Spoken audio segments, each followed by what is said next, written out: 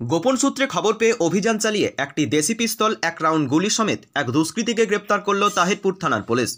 Police সূত্রে খবর, ধৃত দুষ্কৃতীর নাম বাপি দাস। অভিযুক্তের বিরুদ্ধে এর আগেও একাধিক দুষ্কৃতিমূলক অপরাধ কাজের সঙ্গে জড়িত থাকার অভিযোগ আছে। শনিবার রাতে নাকা চেকিং চালানোর সময় তাহিরপুর থানার মামজোয়ান এলাকা থেকে গ্রেপ্তার করা হয়। রবিবার ধৃতকে রানাঘাট আদালতে তুলছে পুলিশ। নদিয়া থেকে মাধব দেবনাথের রিপোর্ট, টিভি20 বাংলা। Pile steel furniture. আপনি কি স্বপ্নের বাড়ি তৈরি করেছেন কিন্তু ঘর সাজানো নিয়ে চিন্তিত?